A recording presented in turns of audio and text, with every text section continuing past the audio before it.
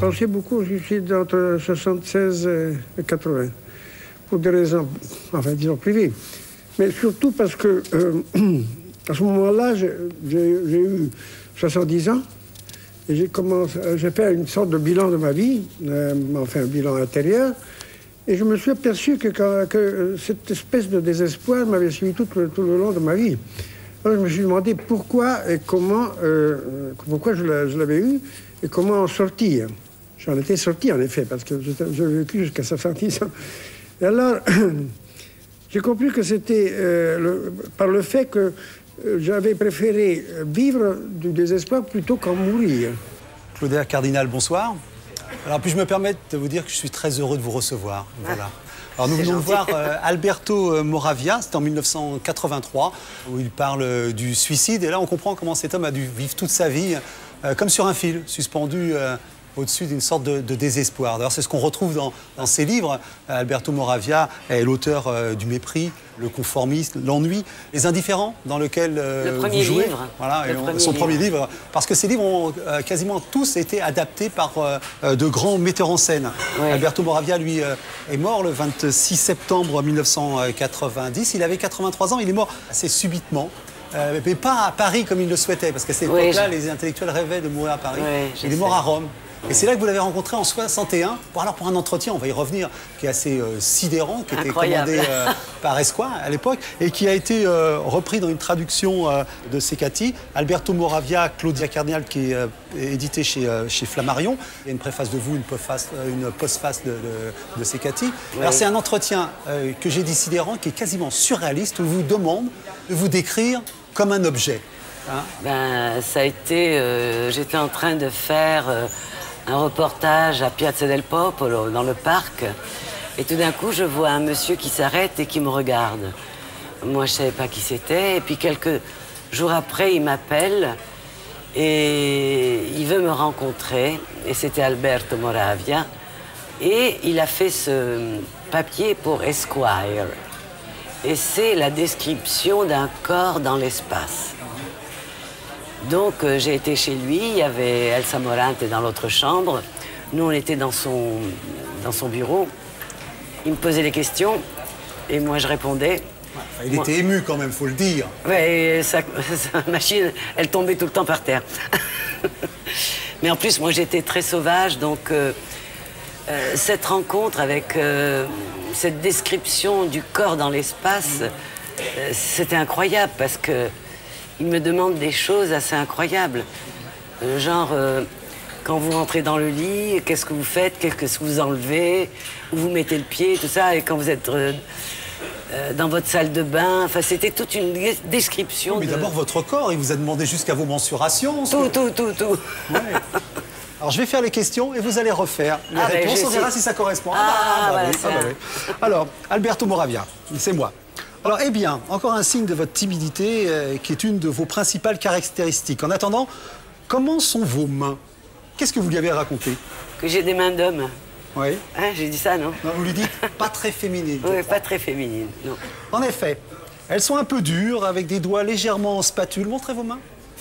La paume n'est pas très charnue, plutôt plate même. Les lignes principales sont rouges et profondes, et les secondaires pâles et très fines. Ce sont des mains de garçon. Ou d'une femme maigre et sèche. Or, vous n'êtes ni maigre, ni sèche. Au contraire, cela nous ramène à votre corps. Comment sont vos épaules, Claudia Cardinal? Qu'est-ce que vous disiez sur vos épaules à l'époque? Que j'ai des épaules assez larges, quoi. Rondes, non, quoi? Oui, je préfère, oui. Ah, rondes, ok. Oui. Alors, vous avez dit, elles sont pleines, rondes, très féminines, sans angulosité, sans salière. Oui, c'est vrai. Harmonieuse. Ah, c'est ça que j'ai dit. Vous avez dit ça. Ouais. Alors, je suis Alberto Moravia et je pose la question.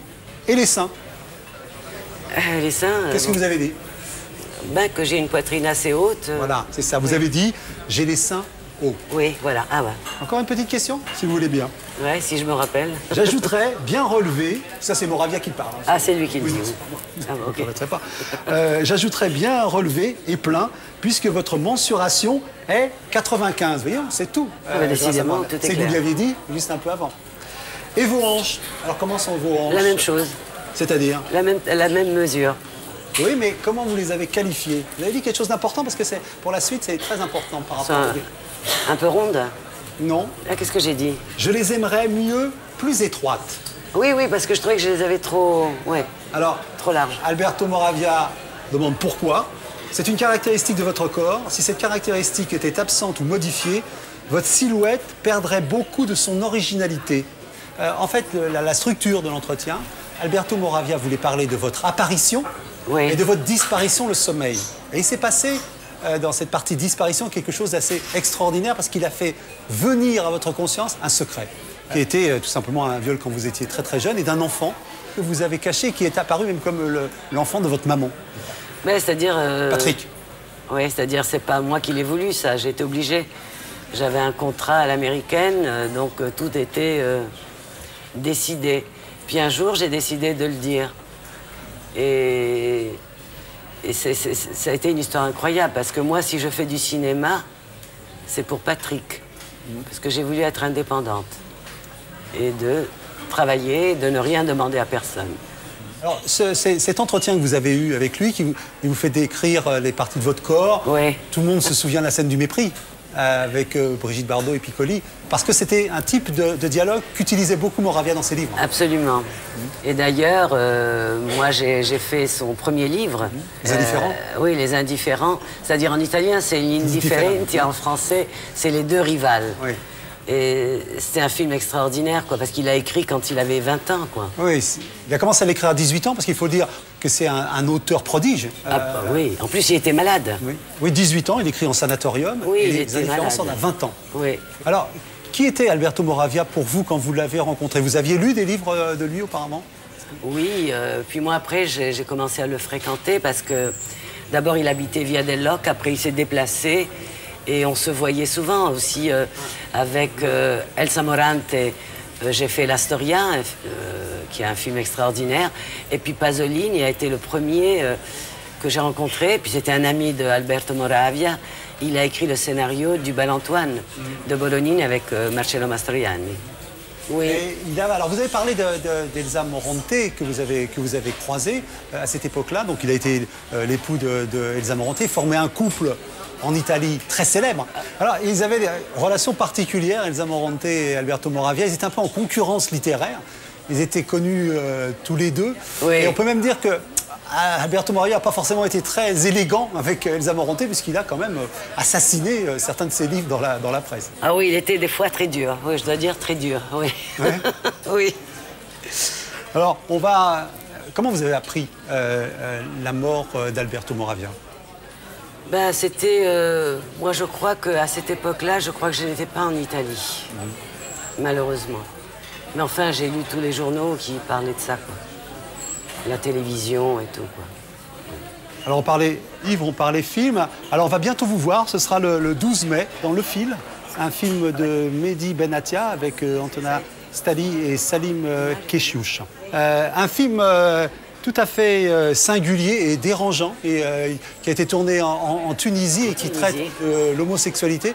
Donc il faut aller le voir parce que je crois qu'il traite un sujet dans un pays où voilà, ça représente quelque chose d'important. Et je vais le présenter bientôt au Festival de Turin, où il y a le Festival du cinéma gay, et on va le présenter avec Mehdi Benatia, oui.